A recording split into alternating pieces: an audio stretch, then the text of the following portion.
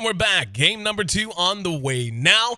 VP Polar taking on Alliance. Polar leads this series 1-0, kicking off our Western play. And this will be a VP Polar doubleheader as they have a second match coming up following the conclusion of this one versus Cloud9. I'm your host, Aaron A.C. Chambers, and not going to be solo casting this time so long as everything is functioning as we hope. I bet it was the time change that got you, wasn't it, my friend? How you doing, Tralf? Welcome in. I'm good. Can you hear me? I want to make sure we are clear. You are golden. You know, I would blame the time change, but I think it's actually like the opposite, right? Because I got more because it feels like it should be later. So well, I don't know. But I went to bed, but anyway, we'll just blame it on that. That's what matters. You missed a hell of a match to lead off, though. That's a shame of it. I watched a good portion of it. Okay. I jumped into it about halfway, and I saw Yules on Gyro, however I'm supposed to say it. Yeah, I saw the Yules on him. That was fun to watch. I didn't really get to see it like actually play out that much, but it was a lot of Yules everywhere, man. Like it was every major team fight just had half the heroes on the map just tossed into the air most of the time. Yeah, interesting stuff. I would say mostly about that match is that Virtus.Pro Polar, which, by the way, you might have touched on this. I thought it was interesting to see that Golblock is playing now with the announcement that he will be joining Na'Vi. Yeah, so, I would imagine just because the D2CL, they're finishing up their grand finals right now. If I'm not mistaken, they just finished it, and I'm not sure. Like, obviously, I'm casting, so I don't know who won or anything. Right. But yeah, I think Na'Vi's there. I'm pretty sure. So they're doing their business, and with Golblock not involved, I would imagine this might be his last play day with Polar. No, that's too bad for Polar. He definitely is an integral part of their draft and their strategy.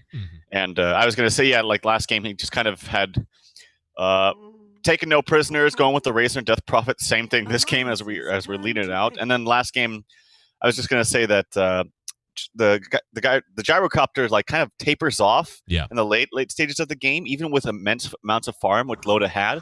But 8 Mother just couldn't produce any more items. Like he had 2 items throughout the entire game. Yep. And with BKBs dwindling down to 5 seconds on both those heroes, all they had to do was just kite out the BKBs, wait for flat cannon to be done, and then they just kind of go in after that. So yeah, I think it was a little bit of, in that sense, a drafting error, but I think they needed to get way more out of 8 Mother. I didn't see the early game, so there could have been the early game, he held his own in mid. I think where things really kind of got derailed is they had, this great composition, with whenever you're talking about 8 Mother on the Dragon Knight, and then you had Jakiro who maxed Liquid Fire early. Anytime Polar was taking another objective, it was a guarantee that Alliance was going to get a trade, and they did. And like you said, they did get a decent amount of farm on Loda, but things kind of fell apart around 20 to 30 minutes in for them because they were trying to smoke. They had to keep pressure up, and that was my big concern is when you looked at how tanky all of Polar was going to be. I mean, Gyro's awesome with a lot of items and flat cannon, but, I mean, you have to get ahead some. You can't just be like everyone on the other side is building out hearts, which is what the Death Prophet wound up with, and so on and so on and so on. At one point, the 3 cores of Polar accounted for 10,000 HP. Like, that's how tanky they were. So he just could not put out enough damage quickly enough, especially with Razor there to jump right on him after an great initiation out of Golblock the entire game. Their stand-in, was kind of hit and miss here, but he got his job done. But for the most part, Golblock and Phobos did a great job on the Centaur and the Sand King. But that was a game ago. This is game right now. Let's talk about the draft, and it's looking familiar from Polar, except they get the Ogre Magi for themselves this time. It was Ake on that for Alliance last game. They get another tanky, very initiation-based hero in the Tidehunter. Alliance, though, they snag themselves an Io and a Tiny, and they're going to have some lane presence with the Viper. And I like the Rubik pickup against this squad as well. Death Prophet's ulti, not hard to steal. Razor's not hard to steal. Tidehunter certainly stealing a Ravage, can completely turn things around. So the Rubik pick feels pretty good to me, too. Yeah, Rubik's, stealing the Ravage is obviously amazing, and it's probably the best thing you can do. Although I'm scared Rubik into Razor is kind of awkward because you have 3 targetable spells, and Razor just loves heroes that have targetable spells. Right. You saw, I saw a little bit at the end of last game where the gyrocopter would just pop his missile on Razor and just stand there, and then he Yulesed him right afterwards and stood there for like another 2 seconds. So it was like 4 seconds of just standing there, and he actually even had to pop his BKB. It was just that's how good this unstable unstable current is. Yep. Very, very good spell. So heroes that have lots of single target abilities have to be a bit careful about what they're targeting, specifically Rubik. So Tiny and Wisp here for Alliance. Interesting integration with the Viper. Mhm. Viper is normally a hero that wants to sit there and not move from his lane and just have a mech and have his team come to him. Yep. So in that sense, it kind of works on paper. With Tiny and Io can relocate to Viper if he's getting ganked, and then he can just mech up and fight. Because he's not a very mobile here. He wants to stand in one spot. So interesting on paper. We'll have to see if they can execute it. I want to see what they grab for Bulldog here. I mean, the Prophet's already banned. Something, it's going to be an Elder Titan. Never mind. I was actually going to say if they really wanted to make it work aggressively, like you said, Viper, a hero that wants to fight early, wants to walk down a lane, have his team come to him, and kind of have a guns forward approach. Was thinking maybe a Clockwork just for a little bit of long range initiation, but the Elder Titan certainly makes a ton of sense, and I actually like it a lot against heroes like Death Prophet and Razor, those two that were just so impossible to be brought down by Alliance in that last game. Now, with the power of Natural Order, they're not going to be feeling quite as tanky and survivable as they usually would. Yeah, I kind of agree with you in the sense that Clockwork would be good, like just catching someone out.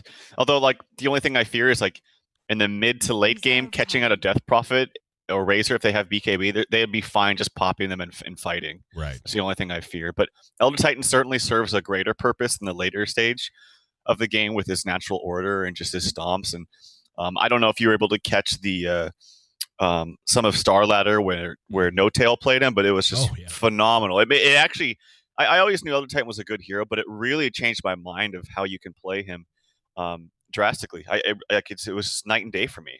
So I've become a big Elder Titan fan after that, thanks to No Tail. And so I'm interested to see what Admiral Bulldog can do. I know I've seen him play it, and he's actually been quite impressive on the times that I remembered. So I'm expecting good things from him. Ancient Apparition winds things up for Polar, and you look at their squad and you go, well, where's their late game? They don't have a ton. I mean, Tiny, I actually like the Tiny pickup immensely more than the Gyrocopter was certainly going to end up feeling at the end of game one. But at the same time, they have so much AoE. They have the ability to just buff up with the power of the Ogre Magi. And if they're able to land a good Ice Blast and a good Ravage, I mean, again, the Rubik's going to have a heyday. He's going to have a ton of things he can steal. But they have to really be careful about their grouping, which is especially worrisome whenever you do have a composition with an Elder Titan, with a Tiny, with an IO, where they're going to want to innately, whenever they do come to big fights, at least be relatively grouped up at one point if they come in via relocate or what have you. But the laning phase also a bit of a concern for me. And you were talking about the Elder Titan. I've loved the hero for a long time as well, but the issue is always what can you do with him in lane? He's very easy to gank early on. He's not particularly that helpful until he's able to max out Natural Order at the very least, and even then, you know, he's kind of a one-trick pony for a while. He does make an excellent carrier of auras if you want to build an Assault Cuirass on him. I've even seen some players build weird items on him, like an Orchid, if you happen to get really far ahead, like Bulba, for example, is a player I've seen do that a time or two. So he has a lot of flex to him in terms of what you can do with him, but the laning phase is always the big concern because he can fall behind a bit. Lane's taking shape. What do you think so far? How do you think these are going to match up? Well, we have a Wisp Tiny as probably predicted here. We're rushing a bottle here for Ake, which seems to be standard. Viper and Rubik bottom. So those lanes, I like them a lot. Like Viper Rubik is definitely going to keep this this tide out. Who did go for a Stout Shield first? So, and then mid lane we have, it's going to be the Death Prophet. So I actually think that Alliance definitely have have the laning stage set up nicely for them. I don't think that rotations from VP Polar, from either the Ancient Apparition or the Ogre is really going to do much to stop the good amount of farming from Loda and Ake here in the mid lane. So I'd say laning phase definitely in the favor of Alliance. Obviously, mid-game team fight, once you can get your blinks up onto the Tide, will be very, very good for VP Polar. But again, this lane here, bottom, is going to be so difficult for them if they're able to apply nice harass. There is an Invis rune here on Misery, but I don't think they can kill him. No, a little too survivable right now. Did start with the Stout Shield. He's yet to put a point. And usually if you see a Tide start in an off lane with a Stout Shield, you're not going to see a lot of points put into Kraken early on. He's actually going to chase Misery, give him an Anchor Smash just for good measure. And we'll see where his second point goes. But, yeah, Stout Shield should keep him alive for a little while. But like you said, there will come a point where he can't just do this. He'll run out of regen before long at all. The offlaners, I really feel like that's where the kill potential is going to be. Like you said, Alliance is set up pretty safely elsewhere. And they should be off to a good start. If you're Polar, do you worry about the status quo? And if you do, what do you try to do to change it up? Well, I'd be worried if the Elder Titan gets a lot up here. That's the one thing I am worried about, because Mid, it's definitely expected to be 1. It's 2v1 and it's Wisp Tiny. It's like a very cookie cutter lane. Bottom, very hard lane for Tidehunter. So you do not want this Elder Titan to get a lot. That's what I'm worried. And he's actually going to get decent levels. So after this wave, if they're not able to kill him, he's going to get level 3. So that, I think, is the biggest problem for VP Prolo. I think they need to make sure they do something up here, whether it's push out the lane, dive him with some kind of timed push at minute 3 with the wagon. Maybe, you know, camp a rune. They're actually not camping either. The runes on. Oh, never mind. They're going to try for bottom. Tidehunter gets a little bit of harass there from Rubik, but I would say keeping the Elder Titan down is going to be priority 1, and they haven't done the best job just yet. No, I'm actually shocked that he has as much as he does. I mean, it's 2 minutes in, and an offlane Elder Titan is level 3. Like, that's just not acceptable for the most part. Like, you should be doing a much better job of that. Compare that to the Tide, who's a full level behind now, and that's going to get worse. The more levels that this Viper gets, the more deadly he becomes. He's going to be hitting level 3 himself. The Rubik has been hanging near lane just to zone him out. He's also at level 2.5. In mid, Lil sitting at just south of level 4, but he is getting bullied around, and this is a great start for Loda. Already has 18 CS out of this mid position, so not just a 1 lane, but a handily 1 lane for Alliance so far. And they got triple stacks in their jungle waiting for him, which they can go stack if he wants to again. Ake, he's actually on his way. He should be able to get at least one of them. The other one did spawn Mud Golems, which is kind of annoying, but that's going to be a ton of Surgeons of Gold. Oh, he's not even going to try for the other one because he just thinks he can't get it. Let's see. Yep, got it. So nice big stack. We're going to see a rotation from Goldblack, who made his way down to bottom. And I mean, I understand the need and the want to do this as they're going to counter ward a bit. Look how squishy he is, though. If Misery can catch him with the telekinesis, nope, not quite fast enough. If he could have caught him, it would have been for sure death. And they still are going to stay right on. They might get this guy. There's 2 points in the orb for 8 Mother. I think that's enough. It's sufficient to get him. Yep, he's got telekinesis as well. And that's that. First blood going on the board. Or, okay. Oh, no, I didn't think that was going to happen. It was a nice attempt, though, to deny himself. But first blood. And this is a great early game for Alliance. They've got to be super pleased. Kind of an awkward little exchange there, bottom. Like, comes down to deward the ward. Had he got caught with the telekinesis, as you mentioned, it definitely would have been first blood for him. But, yeah, interesting stuff. And then still looking up top. He's only got 5 CS on the Elder Titan, but 3.5. Hasn't died yet. Camp in a room here with Ake. So he's doing just fine. And Ake in great shape as well, level 3. Death Prophet fills her bottle with the bounty rune. Coming up on level 6. Or, well, I guess just level 5 on the way to level 6. But the early CS score is going heavily in favor of Alliance. 27 and 21 for their 2 cores. The Viper and the Tiny looking great. And I'm like... You pointed it out. I mean, there is rotational power. I mean, it's very easy to get a kill if you catch someone out of position with an Ogre Magi and an Ancient Apparition. But just the nature of the lanes themselves, there just isn't much of an opportunity there. And I feel like the need to commit more manpower is going to be there if they want to make something happen. Because every minute that goes by, and actually we're going to see in mid, the IO does end up dropping as Goldblack made his way down there. So they end up getting the IO at the very least, but they need to do more than that. They need to really commit to and get a big win somewhere. Yeah, that was unfortunate. Ake came in, and Loda unfortunately didn't connect with the toss correctly on the hero. If he did, it's definitely a kill for Alliance, and Ake lives there. Nice rotation, though, from Goldblack as he kind of, with the spidey senses, sensed something out and was able to get a counter kill. So, yeah, that's very unfortunate. Sometimes the toss is very hard to hit. I believe it's actually just completely random in an area. Unless you obviously isolate that area, but... Yep, and at this point, Loda just shoving the wave, and he's going to be able to start falling back to do these stacks before long. Like you said, Mud Golem's kind of a pain, but he's almost level 6, and yeah, Ake's going to go there, right there with him. And oh, top? Oh! They did manage to get him, actually. So that looked like it almost didn't even hit. That plasma field was absolute max range. So nicely done by Illidan. Loda, in the meantime, though, continuing to add to his farm rate. Polar did manage to get another kill. They're now beginning to move around a little bit more. Misery going to find himself a haste rune. They've got 3 towards mid. Goldblack still hanging around. Level 3 for him. 2 points into Cold Feet to lead things off. Misery rushing through with that haste rune. We're actually going to see Loda chasing very aggressively. They're going to catch Lil. There's going to be the toss, and Misery's there. Fade Bolt and the lift. They're going to be able to bring her down without any reprisal, as the Tide just level 4, certainly not ready to get involved, and Goldblack even lower. at level 3. So even though they do end up losing Bulldog, they end up getting the kill onto the Death Prophets. So certainly worthwhile little exchange for them. And this is a little bit more action-packed than I thought it would be early on, as the rotations are subtly taking place. But as you said, a lot of it has been mistakes that have been dictating the kills that have been taking place. I want to see where 8 Mother wants to go next as well. I would imagine an early mech for him. There's going to be the toss on the Gold Black as he's just blown to pieces. And Lil there, and we'll have their stand-in there as well. But yeah, Gold Black is a little squishy, a little bit. Nice little play there, and then he gets out safely with the tether after that, so nicely done for him. This triple stack, or whatever it is, quadruple stack, being taken out by Loda now. He's going to be so frickin' farmed after this. Level 7, will be 7.5, I'm sure, after this. Good levels on Wisp as well. Wisp is level 6. So now they have Relocate online. So now what I talked about with getting a fast mech, if they want to, up on 8 Mother, they can just kind of aid him if they need to. Bulldogs, level 4.5, respectable. So yeah, very good things here coming for Alliance. I'm curious to see what kind of item build Loda goes for as well. Normally, I've always talked about that Midas seems to be his thing, and I do like Midas. And yeah, it does look like he's going to go for the Midas.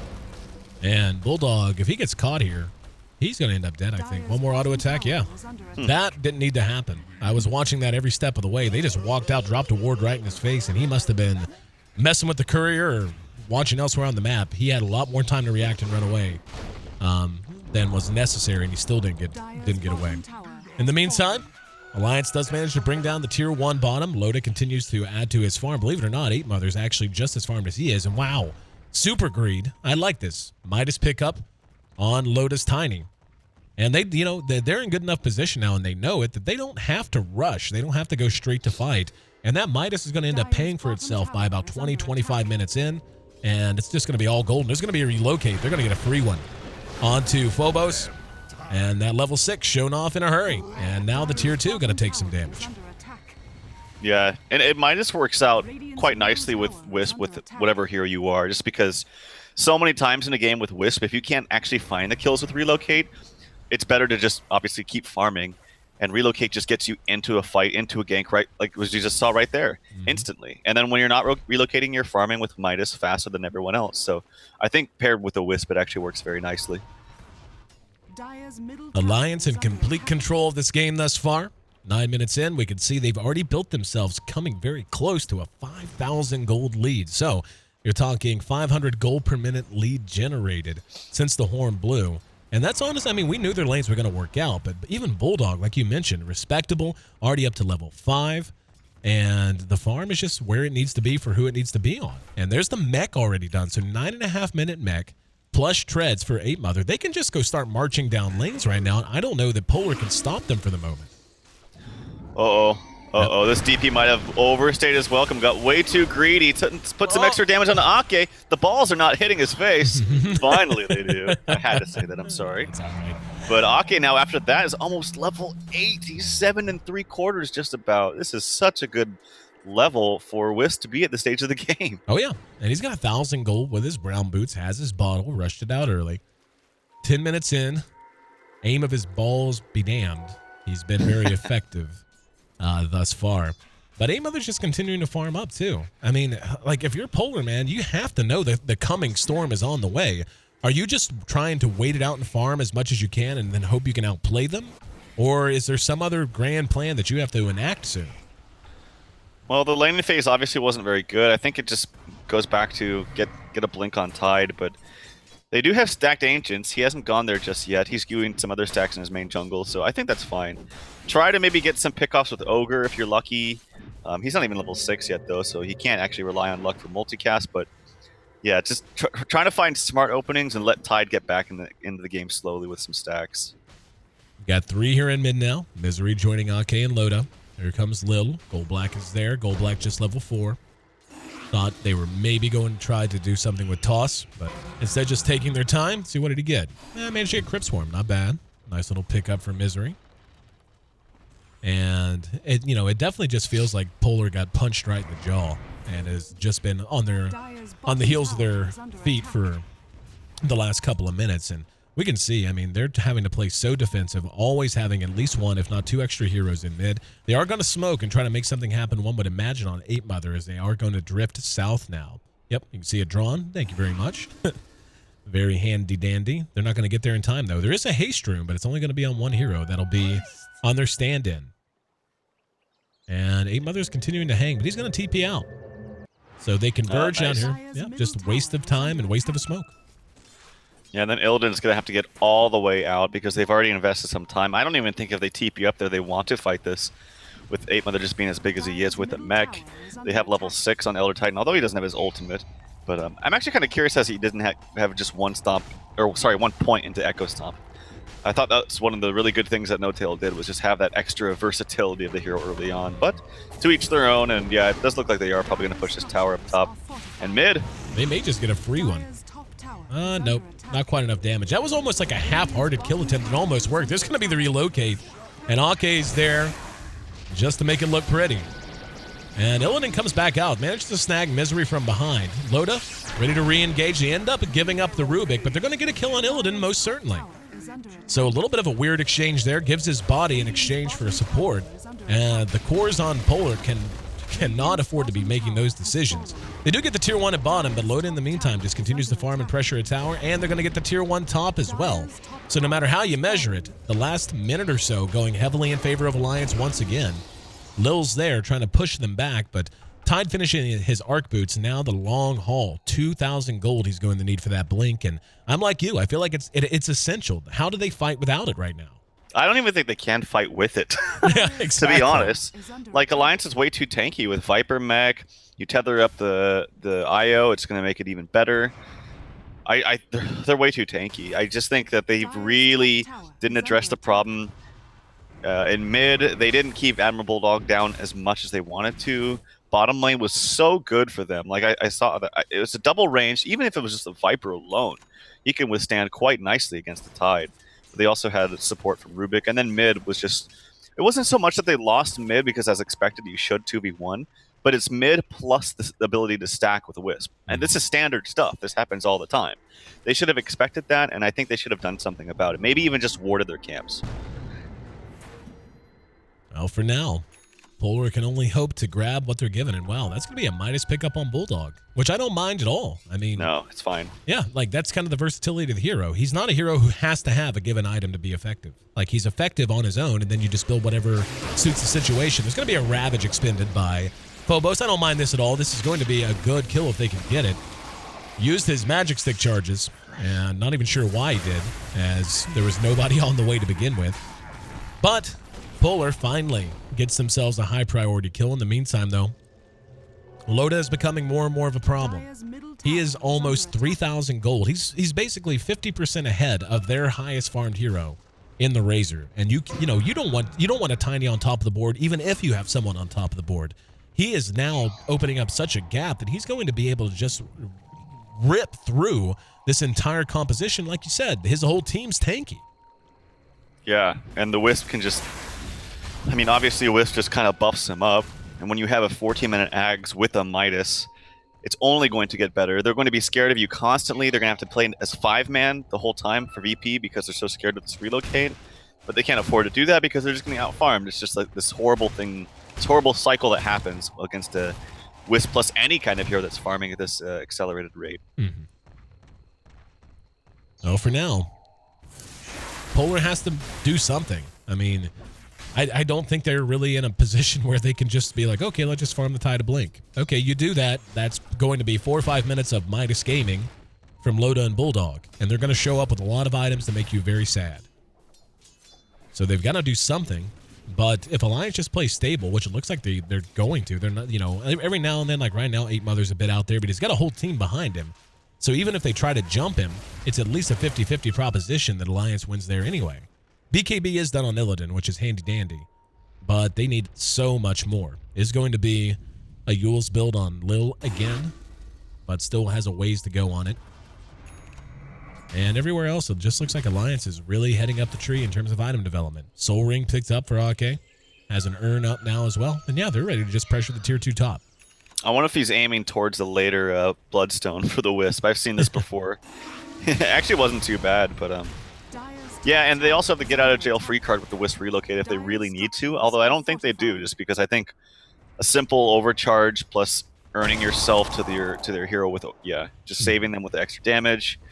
I think that's all they need, but they still have that in the back of their minds if they need it.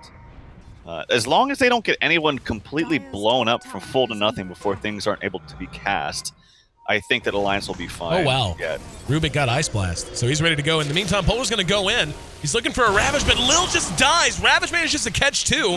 Gets 8 Mother and Misery. Misery threw out an Ice Blast of his own. Illidan trying to sap that damage, but Golblack eating a lot of damage from behind. That's a double kill for Bulldog as he's now chasing down Golblack.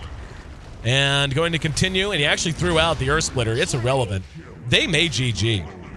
Like, they really might. That's a 5 for nil. That's a tier 2 down. And I don't know what they do.